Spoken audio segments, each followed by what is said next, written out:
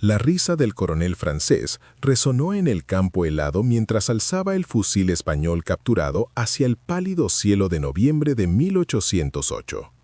Sus oficiales se unieron a la risa, sus respiraciones formando nubes de burla en el aire gélido. El arma parecía antigua en sus manos, más larga que cualquier fusil moderno, más pesada, más torpe. Uno de sus capitanes escupió al suelo. «Armas campesinas», murmuró. «Con razón perdieron». El coronel asintió, arrojando el mosquete a un lado como si fuera basura. Tras ellos, 30.000 hombres de la Grande Armée de Napoleón se preparaban para adentrarse en España. Habían conquistado Prusia, humillado a Austria, aplastado a Rusia en Friedland. Ahora España, la España atrasada y supersticiosa, con sus viejos cañones y milicias amateurs, caería en semanas, quizás en días. El coronel encendió su pipa, sin dejar de reír. No tenía ni idea de que en cuestión de horas, ese fusil antiguo reescribiría todo lo que creía sobre la guerra. Y esa risa sería el último sonido de confianza que jamás proferiría. Antes de continuar, deja un comentario diciéndonos desde dónde estás mirando y si crees que podrías sobrevivir a lo que viene a continuación. 6 meses antes, Madrid había ardido bajo la ocupación francesa. Napoleón, amo de Europa, había colocado a su hermano José en el trono español mediante la traición y la fuerza. El rey Borbón español había sido exiliado. El emperador francés creía que la conquista estaba completa. Ahora era cuestión de administración, no de guerra. Sus mariscales en España escribieron cartas a casa describiendo su aburrimiento. Hubo pequeños disturbios, sí, campesinos con cuchillos, sacerdotes organizando protestas, pero nada que se pareciera a una verdadera resistencia, nada que los veteranos de Austerlitz debieran temer. Pero Napoleón no entendía a España. No entendía que no se puede matar una idea coronando a un títere. No entendía que los españoles llevaban luchando contra los invasores desde antes de que Francia fuera siquiera una nación. Los cartagineses, los romanos, los moros, 8 siglos de resistencia escritos en la sangre española. Y desde luego no entendía lo que ocurre cuando se insulta a la fe de un pueblo, a su rey y a su honor todo a la vez. En las montañas de Asturias, en las colinas de Andalucía, en pueblos cuyos nombres jamás aparecerían en los mapas franceses, los hombres limpiaban las armas de sus abuelos. Aquellos mosquetes españoles de los que se burlaban los franceses no eran reliquias, eran tradiciones. Algunos databan de hace 100 años, se transmitían de generación en generación. Cada arañazo y abolladura contaba una historia.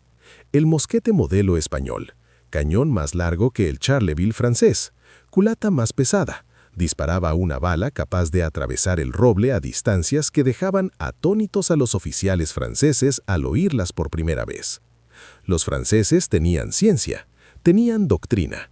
Sus mosquetes estaban estandarizados, medidos y diseñados para una cadencia de fuego óptima. Un cuadro de infantería francesa podía disparar ráfagas a 15 veces por minuto en perfecta sincronización. Esta era la guerra moderna. Esta era la guerra de la Ilustración. Pero los españoles tenían algo más. Tenían furia. Y tenían paciencia. En la primera columna francesa en notar la diferencia, marchó a través de Sierra Morena en una mañana engañosamente tranquila. 300 soldados de infantería, veteranos de la campaña del Danubio, confiados y despreocupados. Sus exploradores no reportaban enemigos en kilómetros a la redonda. El camino ascendía entre bosques de alcornoques y afloramientos de piedra caliza. Estrecho pero transitable. El capitán a la cabeza de la columna pensaba en el vino que requisarían en el siguiente pueblo. Pensaba en las cartas de caza. No pensaba en el hecho de que los pájaros habían dejado de cantar. El primer disparo se produjo a 400 pasos colina arriba, una distancia imposible para un combate de mosquetes. El capitán miró a su alrededor confundido al oír el estallido. ¿Acaso era un cañón? Pero entonces la cabeza de su sargento se echó hacia atrás, bañada en una nube roja, y entendió. Antes de que pudiera gritar órdenes, un segundo disparo derribó a su teniente. Luego un tercero alcanzó al abanderado. La columna se disolvió en el caos. Los hombres se apresuraron a buscar refugio, algo que no existía en el camino expuesto. Los oficiales gritaban órdenes contradictorias.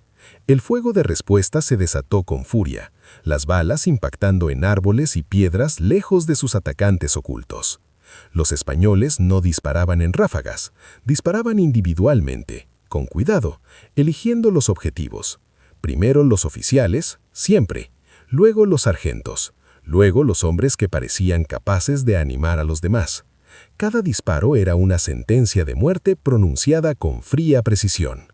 La infantería francesa estaba entrenada para cargar, para formar líneas, para luchar a campo abierto. Pero no se puede cargar contra lo que no se ve. No se puede formar una línea contra un enemigo que se niega a quedarse quieto. Y no se puede ganar solo con doctrina cuando el otro lado ha reescrito las reglas. Para cuando los sobrevivientes regresaron a su guarnición, habían perdido 90 hombres, muertos o heridos por un enemigo que nunca vieron. Un enemigo armado con mosquetes que no deberían haber podido alcanzarlos. El comandante de la guarnición escuchó el informe con creciente inquietud. Duplicó las patrullas, envió jinetes a solicitar refuerzos y escribió una carta cautelosa a su mariscal sugiriendo que quizás la resistencia española estaba más organizada de lo que se suponía. El mariscal tiró la carta.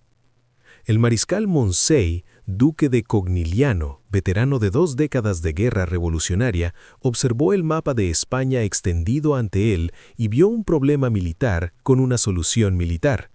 ¿Guerrillas en las montañas? Enviar más tropas. ¿Emboscadas en las rutas de abastecimiento? Proporcionar escoltas más fuertes. Los españoles habían obtenido pequeñas victorias mediante la sorpresa y el conocimiento local, nada más. Una vez que las fuerzas francesas se consolidaran, una vez que comenzaran las operaciones de búsqueda y destrucción adecuadas, esta resistencia se derrumbaría como todas las demás. Tenía 40.000 hombres, tenía caballería, tenía artillería, tenía la mejor maquinaria militar jamás creada. ¿Qué tenía España? Agricultores con armas oxidadas y un orgullo infundado. Pero en el pueblo de Bailén, un general español llamado Francisco Javier Castaños pensaba de forma muy distinta. Castaños no era agricultor. Era un soldado profesional que había estudiado los mismos textos militares que los franceses, que comprendía sus tácticas, sus fortalezas, su aplastante superioridad en combate abierto. Sabía que no podía vencerlos en la guerra convencional, así que no lucharía de forma convencional. El mosquete español se convirtió en su filosofía hecha de acero. Era un arma diseñada para un tipo de guerra diferente, no para descargas masivas, sino para fuego preciso. No para recargar rápidamente, sino para colocar el tiro con cuidado. No para plantarse hombro con hombro en campo abierto, sino para aprovechar el terreno, la paciencia, la arrogancia del enemigo contra ellos.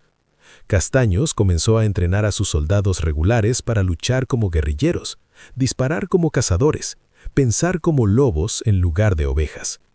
Sus oficiales protestaron. Esto no era guerra propiamente dicha. ¿Dónde estaba el honor en esconderse, en disparar desde una posición defensiva?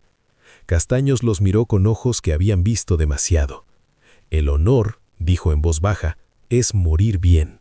La victoria es vivir para ver al enemigo enterrar a sus muertos. Le entregó un mosquete a uno de sus mejores tiradores. Enséñenles, ordenó. El soldado caminó hasta el borde del patio de armas. Un oficial midió 400 yardas, una distancia absurda para fuego de infantería, y colocó un casco en un poste. La doctrina francesa establecía que el alcance efectivo de un mosquete era de quizás 100 yardas. A 200 yardas se desperdiciaba pólvora. A 300, mejor tirar el arma. Los oficiales reunidos murmuraron y se removieron. Esto era vergonzoso. El tirador no se apresuró. Controló el viento, la luz. Cargó con una precisión ritual que lo habría hecho merecedor de una paliza en un regimiento francés por lentitud. Casi 1 minuto entero para cargar un tiro. Luego asentó el caño largo, exhaló y apretó el gatillo. El casco salió volando hacia atrás, separándose del poste, con un agujero limpio en la corona. El silencio invadió la plaza de armas. El tirador recargó, Otro minuto, otro disparo. El poste mismo crujió y se derrumbó. Uno de los oficiales susurró una oración. Castaños asintió lentamente. «Ahora imagina a 2000 hombres capaces de hacer esto», dijo, «e imagina que te disparan desde lugares que no ves a distancias que crees seguras». Suscríbete si quieres ver cómo termina esto, porque lo que sucede después cambió la guerra para siempre. El general Pierre Dupont de l'Etang era un héroe de la República. Había luchado en Marengo y en Austerlitz. Contaba con la confianza personal de Napoleón y una reputación de agresividad. Cuando llegaron las órdenes de marchar al sur y aplastar a las fuerzas españolas que se congregaban en torno a Bailén, apenas echó un vistazo a los informes de inteligencia. 18.000 hombres bajo su mando, veteranos. Los españoles contaban quizás con 25.000, pero eran milicianos, reclutas locales, apenas entrenados. La cantidad no significaba nada contra la calidad. Esta sería otra victoria fácil en una carrera de victorias fáciles. Su columna se extendía kilómetros por el polvoriento camino andaluz. La infantería marchaba bajo el calor del verano que teñía sus abrigos de azul de negro de sudor. La caballería exploraba al frente. Los carros de suministro crujían bajo las cargas de munición que Dupont estaba seguro de que no necesitaría en su mayoría. Esperaba que los españoles se dispersaran al primer cañonazo. La mayoría de los insurgentes lo hicieron. Lo que no esperaba era el silencio. No había guerrilleros dispersos disparando desde las colinas. No había emboscadas en el camino. Sus escoladores informaron de fuerzas españolas al frente, formadas y esperando, pero sin movimientos agresivos. Dupont encontró esto alentador. Significaba que habían aceptado la batalla en sus términos. Terreno abierto, formaciones adecuadas. El tipo de guerra que la doctrina francesa había perfeccionado. Sus oficiales de Estado Mayor trazaron planes mientras bebían vino esa noche, discutiendo los ángulos de ataque con la confianza despreocupada de hombres que nunca habían perdido. 19 de julio de 1808. El amanecer amaneció cálido y blanco sobre las llanuras cercanas a Bailén. Dupont desplegó sus fuerzas con precisión de manual. Infantería en el centro, caballería en las alas, artillería al frente para romper las formaciones enemigas antes de que la infantería avanzara. A lo largo de 2000 metros de terreno abierto pudo ver las líneas españolas. Parecían bastante sólidas, bien formadas, pero eso solo significaba que morirían en formación en lugar de mientras huían. La artillería francesa abrió fuego primero, 20 cañones, metódicos y devastadores. Los proyectiles silbaban a lo lejos y explotaban en las filas españolas. Dupont observaba por su catalejo, esperando ver cómo se rompían las líneas, esperando el pánico que siempre llegaba. Pero los españoles no se rompieron, se mantuvieron firmes, recibieron el fuego, cerraron filas donde los proyectiles abrían brechas, y no se movieron. Dupont frunció el ceño. Obstinado entonces. Bien. El coraje era admirable incluso en enemigos a punto de morir. Saludó con la cabeza a sus comandantes de infantería. Los tambores empezaron a sonar. 3 columnas de 2000 hombres cada una avanzaron al ritmo constante que las había llevado desde Egipto hasta el Báltico. La caballería se desplazó a posiciones de flanco. Esta era la máquina de guerra, imparable, perfecta. A 300 metros, la artillería española respondió. Sus cañones eran menos numerosos, pero estaban bien posicionados. Proyectiles sólidos atravesaban las columnas que avanzaban. Los hombres desaparecían entre salpicaduras de sangre. Las columnas se contrajeron, mantuvieron su formación y siguieron avanzando. Era de esperar. Ese era el precio. A 200 metros, Dupont anticipó las descargas de mosquete españolas. Fuego errático de hombres atemorizados que sus veteranos atravesarían y responderían con bayonetas. Pero los españoles no dispararon. A 150 yardas, Dupont sintió la primera punzada de inquietud. ¿Por qué no disparaban? ¿Se les habría mojado la pólvora? ¿Habían huido? Pero no, aún podía verlos a través del humo, con las líneas intactas, esperando. ¿Qué esperaban? Y entonces, a 120 yardas, obtuvo su respuesta. La primera fila disparó, no una ráfaga, sino disparos individuales y precisos, dispersos a lo largo de 3 segundos, y los oficiales franceses empezaron a morir. Un capitán se agarró la garganta mientras la sangre le manaba a raudales entre los dedos. Un mayor giró y cayó con una bala en el esternón. El caballo de un coronel relinchó y se estrelló, aplastando a su jinete. Antes de que la primera fila pudiera recargar, la segunda se adelantó y disparó. Más disparos precisos, más oficiales cayendo. Luego la tercera fila, la cuarta. Los españoles habían formado sus líneas con 6 filas de profundidad en lugar de 3. Cada fila disparaba independientemente mientras las demás recargaban. Una ráfaga continua y ondulante de fuego dirigido desmembró la estructura de mando francesa como si tratara de un tejido. Sargentos murieron intentando reanimar a sus hombres, letenientes murieron intentando preparar las líneas, portaestandartes murieron y los colores cayeron, y nadie con vida tenía la suficiente antigüedad para recogerlos. Dupont se quedó mirando con incredulidad. Así no funcionaba el fuego de mosquete. No se apuntaba en dirección general y se dependía del volumen. La puntería individual era una habilidad de caza, no militar. Pero los españoles estaban cazando. Elegían objetivos a distancias que deberían haber sido imposibles y acertaban. La columna central vaciló. Los hombres buscaron a su alrededor a los oficiales que ya no estaban. Los sargentos estaban muertos, los capitanes estaban muertos. El mayor que había estado contando chistes esa mañana estaba boca abajo en el polvo con el cráneo hundido. Y el fuego español seguía llegando, metódico, paciente, letal. Uno de los ayudantes de Dupont susurró, «Dios mío», como una oración. El general le dio un revés en la cara. «Refórmenlos, reformen la columna». Pero no se puede reformar lo que se está disolviendo. La columna central se rompió. No se desbandó todavía, simplemente se replegaba. Los hombres tropezando con los cuerpos de sus oficiales, buscando un liderazgo que ya no existía. Dupont empleó sus reservas. Envió jinetes a las columnas de flanco para presionar el ataque. Ordenó a su caballería que cargara y rompiera la línea española porque eso era lo que hacía la caballería. La caballería española los enfrentó en campo abierto entre las líneas, superados en número, pero luchando con la furia que emanaba de la defensa de su territorio. Las dos fuerzas se enfrentaron en un caos de sables y caballos relinchantes. Ya no había tácticas, solo asesinatos. Los soldados franceses que habían cargado a Yela se encontraron desmontados por dragones españoles, a quienes les habían dicho que apenas estaban entrenados. La melé se disolvió en duelos individuales dispersos por el terreno ensangrentado. A la izquierda española, Castaños observaba cómo se desarrollaba la batalla tal como la había planeado. Sus oficiales querían cargar, acercarse a los franceses mientras estaban desorganizados, pero él los retuvo.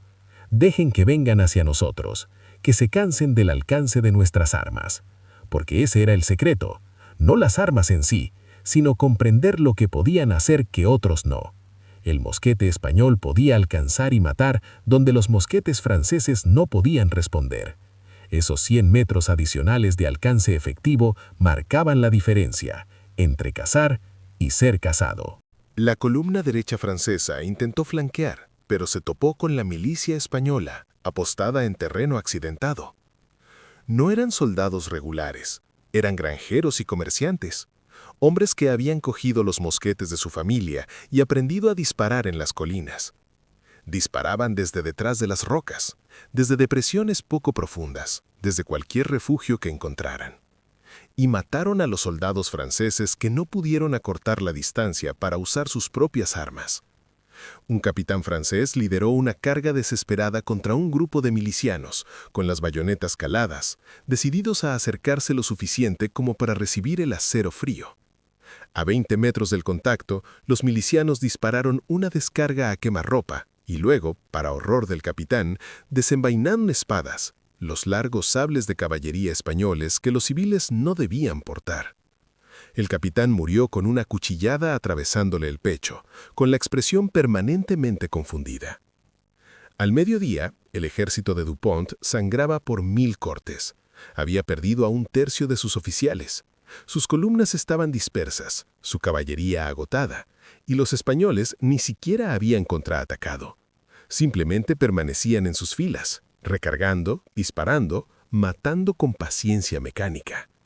Dupont cabalgaba de un lado a otro tras sus formaciones en desintegración, gritando órdenes que cada vez menos hombres podían oír. Su Estado Mayor le rogaba que se retirara. Se negó. Los mariscales de Francia no se retiraban de la milicia. El sol de la tarde convirtió el campo de batalla en un horno. Los hombres se desplomaban tanto por el calor como por las heridas.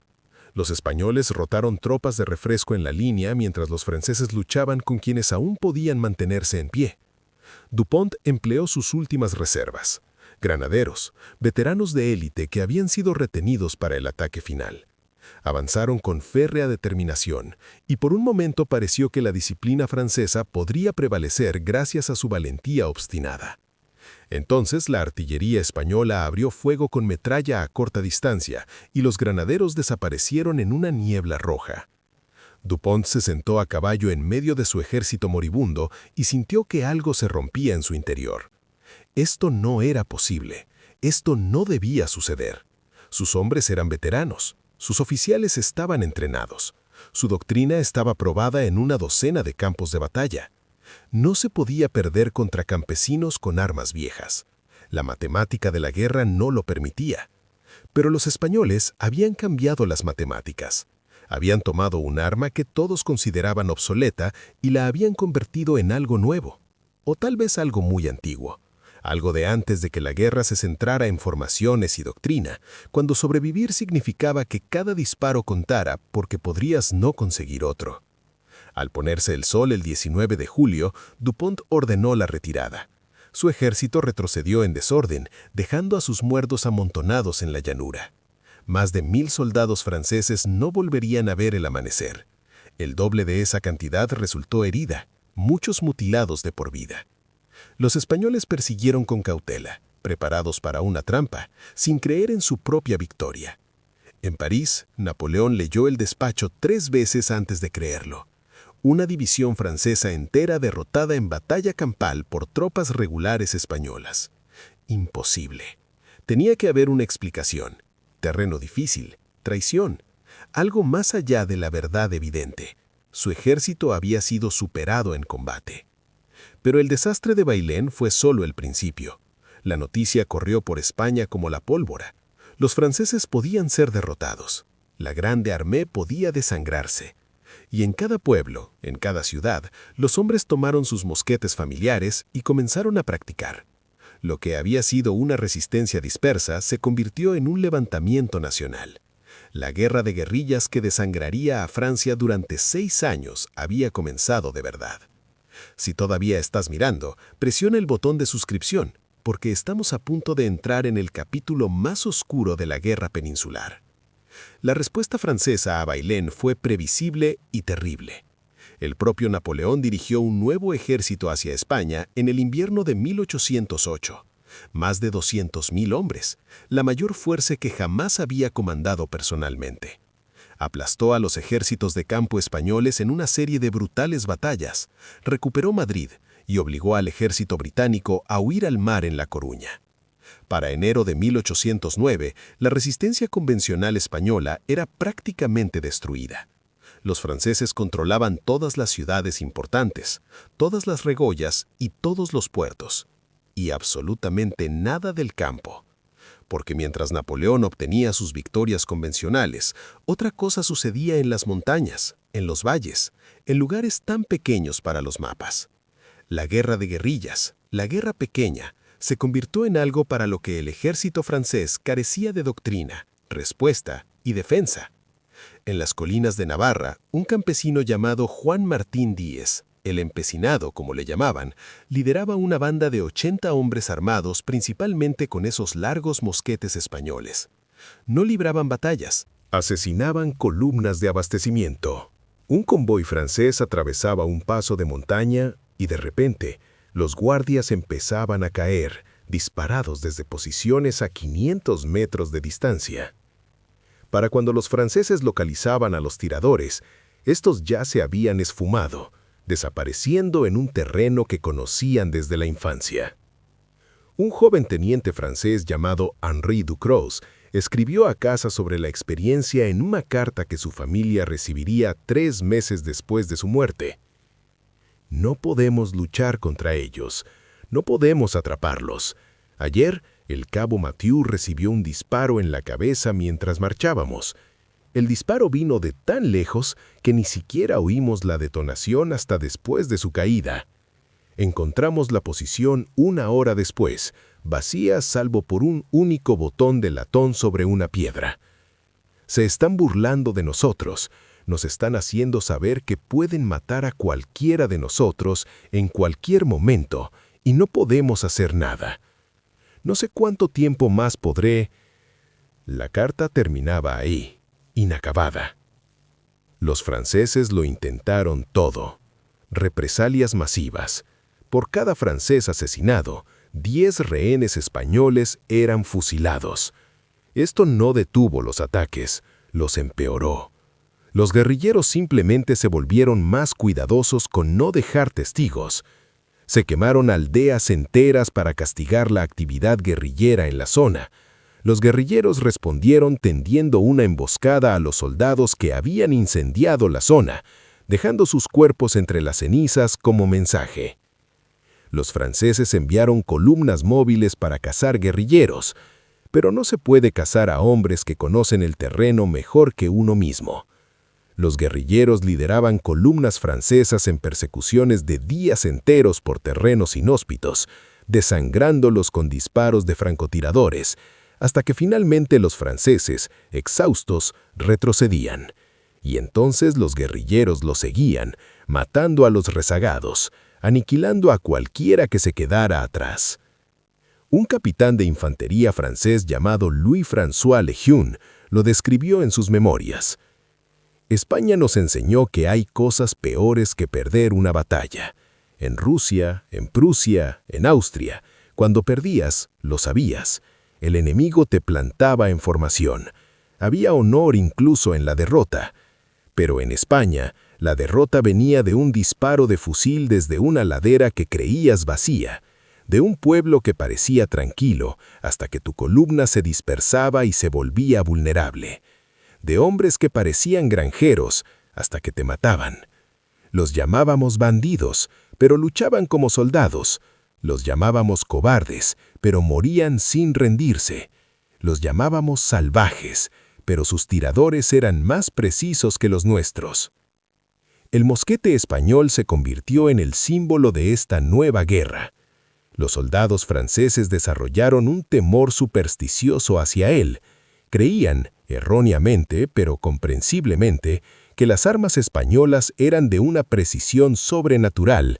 Algunos creían que tenían cañones estriados. Otros afirmaban que disparaban un tipo especial de bala. La verdad era más simple y terrorífica. Los españoles simplemente practicaban.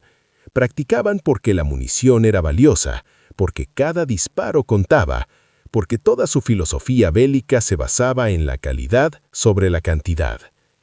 Un líder guerrillero llamado Francisco Espoz y Mina entrenaba a sus hombres con una simplicidad brutal.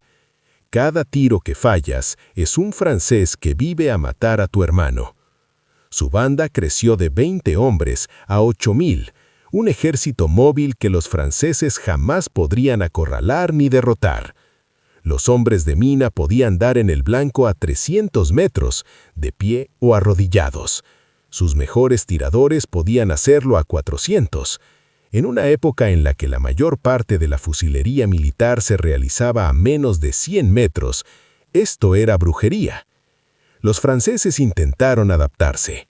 Formaron unidades especiales de infantería ligera entrenadas en escaramuzas y tiro preciso, pero estaban aprendiendo habilidades que los españoles habían heredado, y las aprendían mientras eran atacados por expertos. Las bajas francesas en España aumentaron constantemente, no por las grandes batallas, sino por el desgaste diario. 10 hombres aquí, 20 allá. Un mensajero a caballo que nunca llegó, un convoy de suministros que desapareció, un oficial encontrado por la mañana degollado y sin armas. En la provincia de Cataluña, una división francesa pasó 3 meses intentando expulsar a las guerrillas de una región montañosa. Quemaron 40 aldeas, ejecutaron a 300 rehenes, Enviaron columnas por todos los caminos y sendas. Al cabo de 3 meses habían matado a 200 guerrilleros y habían perdido 800 hombres. El comandante de la división escribió en su informe: «No podemos ganar aquí. Por cada insurgente que matamos, aparecen 2 más. Tienen una paciencia y un odio infinitos. Nuestros hombres están aterrorizados de abandonar las fortificaciones. Esto no es guerra, es asesinato por encargo». Napoleón leyó estos informes con creciente furia. Había conquistado Europa con rapidez, masa y conmoción, pero España absorbió todo y seguía luchando. Sus mariscales peleaban, sus suministros se agotaban y 50.000 de sus mejores tropas estaban dispersos por toda España sin lograr nada más que sobrevivir.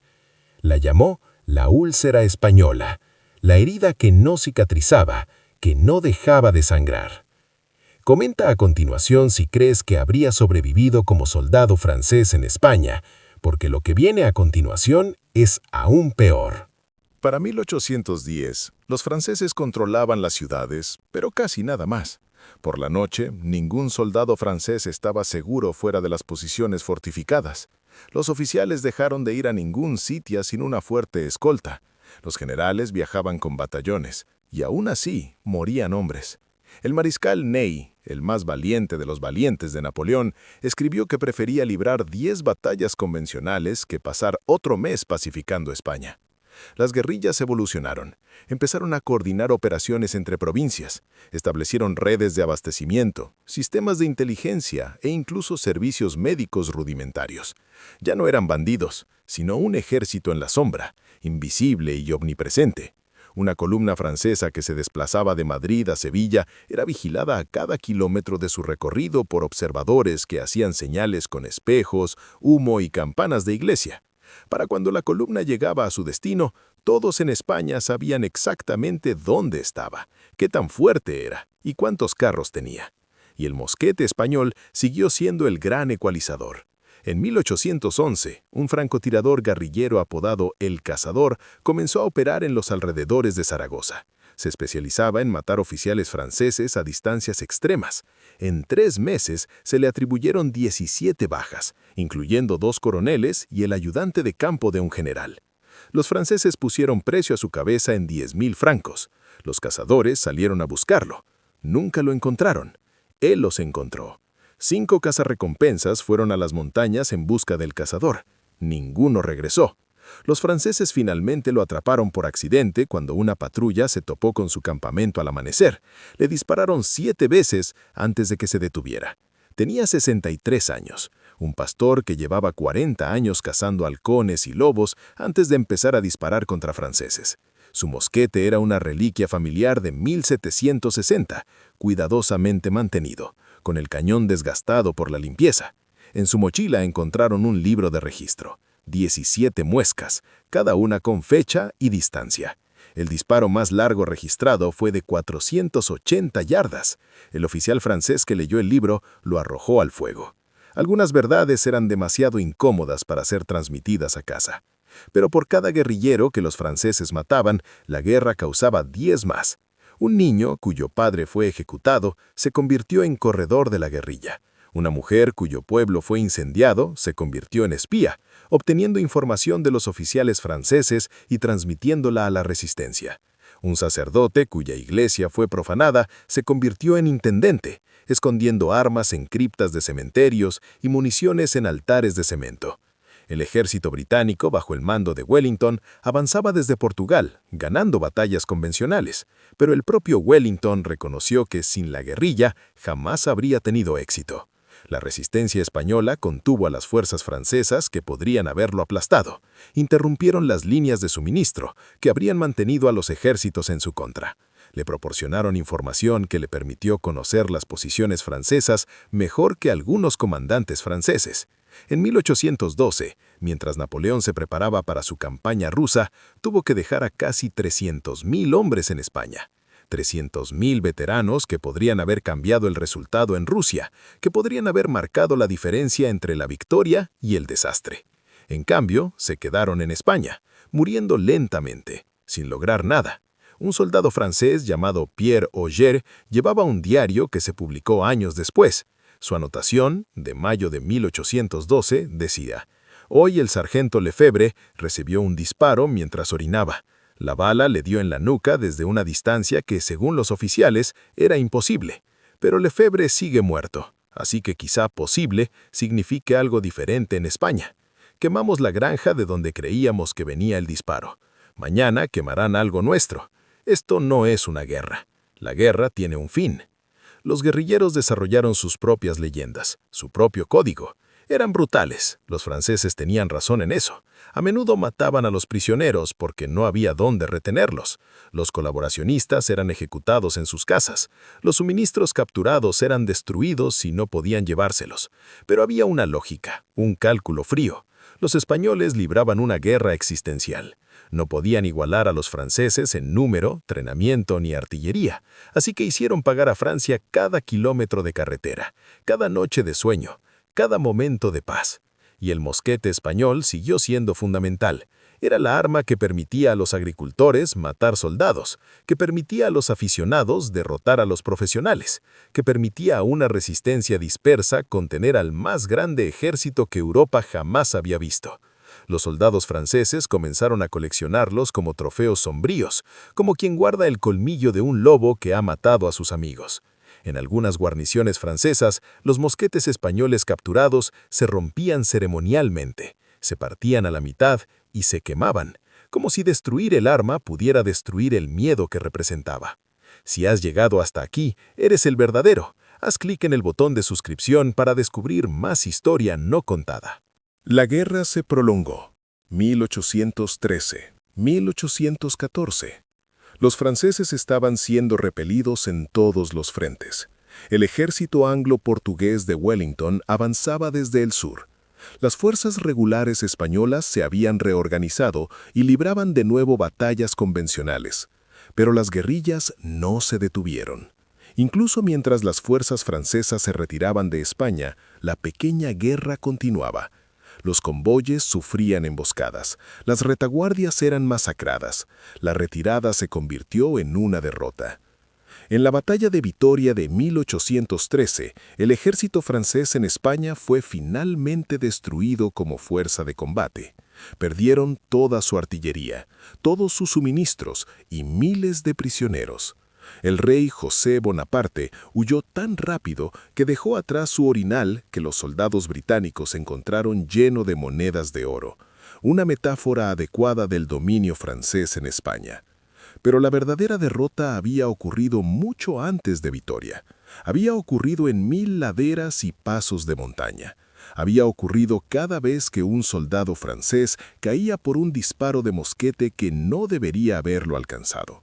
Había ocurrido cuando el mayor ejército del mundo comprendió que toda su doctrina, todo su entrenamiento, toda su gloria no significaban nada contra un pueblo que se negaba a ser conquistado. Los españoles la llaman la Guerra de la Independencia. Los británicos la llaman la Guerra de la Independencia. Los franceses, en sus historias, intentan no llamarla de ninguna manera. Es una herida demasiado dolorosa para examinarla con detenimiento. Entre 1808 y 1814, Francia perdió más de 300.000 hombres en España. No en grandes batallas principalmente, en emboscadas, en represalias fallidas, en el lento desangramiento de la ocupación contra una población hostil. Y cambió la guerra para siempre. Las tácticas guerrilleras españolas fueron estudiadas por los movimientos de resistencia durante los 2 siglos siguientes. Los irlandeses aprendieron de ellas, los rusos aprendieron de ellas, los vietnamitas aprendieron de ellas. Cada insurgencia exitosa desde entonces debe algo a aquellos combatientes españoles que demostraron que una fuerza más débil, con las tácticas, las armas y la motivación adecuadas, podía desangrar a una más fuerte hasta que la victoria perdiera importancia. Años después, le preguntaron a Napoleón cuál había sido su mayor error. El interrogador esperaba que dijera a Rusia, la invasión que destruyó su grande armée y puso fin a su imperio. Pero Napoleón, con la vista clavada en el Atlántico desde su isla prisión, dijo: «España. La úlcera española me mató. porque Rusia fue un desastre único, terrible pero finito. España fue una hemorragia diaria e incesante. Destruyó el mito de la invencibilidad francesa. Enseñó a Europa que se podía resistir a Napoleón, y todo eso lo hizo con granjeros, sacerdotes y comerciantes, armados con mosquetes de los que los generales franceses se habían reído, librando una guerra que ninguna academia militar enseñaba. Aquel coronel francés del principio de nuestra historia, el que arrojó con tanto desprecio el mosquete español capturado, se llamaba Jean-Baptiste Leroy. Murió 3 semanas después de un disparo en los pulmones a 400 metros por un tirador que nunca vio. Sus últimas palabras, según el soldado que lo sujetó, fueron «¿Cómo?». Murió sin entender. Muchos sí. El mosquete español, ridiculizado por obsoleto, ridiculizado por primitivo, se convirtió en el arma que ayudó a desmantelar el imperio de Napoleón. No por su magia, no por su precisión sobrenatural, sino porque quienes lo portaban comprendían algo que los franceses habían olvidado, que las armas son solo tan buenas como la voluntad que las respalda, que la tecnología sin fe es solo metal y madera, y que a veces las viejas costumbres sobreviven porque funcionan. Hoy en día, en museos de toda España, aún se pueden ver esos mosquetes, de caño largo, pesados, desgastados por generaciones de manos. Las guías turísticas los mencionan de pasada, pasando rápidamente a exhibiciones más espectaculares de espadas y armaduras. Las armas parecen comunes, primitivas incluso. Es fácil entender por qué se reían los generales franceses. Pero si observas con detenimiento las culatas, a veces aún se pueden ver marcas talladas en la madera. Muescas, marcas, nombres, cada una un recuerdo, cada una historia, cada una un momento en el que algún soldado francés, lejos de casa, se dio cuenta demasiado tarde de que había subestimado a la gente equivocada con la arma equivocada. La guerra de guerrillas en España enseñó a los teóricos militares una lección que aún están aprendiendo. Nunca descartes lo que no entiendes. Los franceses vieron viejos mosquetes y asumieron su obsolescencia. Vieron combatientes irregulares y asumieron su incompetencia. Vieron una nación atrasada y asumieron una victoria fácil. Cada suposición les costó la vida. Al final, eso es lo que realmente representa el mosquete español. No solo un arma, sino una filosofía. La idea de que no se necesita la tecnología más avanzada para resistir, que la determinación y la habilidad pueden superar la superioridad material, y que un pueblo que defiende su casa siempre luchará de forma diferente a un ejército que ocupa territorio extranjero. Estas son lecciones tan antiguas como la guerra, pero tuvieron que aprenderse de nuevo con sangre a lo largo de 6 años de brutal conflicto. Los franceses tenían sus mosquetes Charleville, su doctrina científica, sus academias militares. Los españoles tenían sus antiguas armas familiares, su conocimiento de la tierra y su negativa a doblegarse. En el cálculo de la guerra, eso era suficiente. Así que la próxima vez que alguien te diga que la tecnología más nueva siempre gana, que los métodos antiguos no pueden competir con los sistemas modernos, que una fuerza más débil no tiene ninguna posibilidad contra una más fuerte, recuerda el mosquete español. Recuerda a los guerrilleros en las montañas. Recuerda que a veces la última risa la tienen quienes se rieron primero. Y recuerda a aquel coronel francés, que arrojó con desprecio el fusil capturado, a 3 semanas de aprender la lección más dura de su corta vida.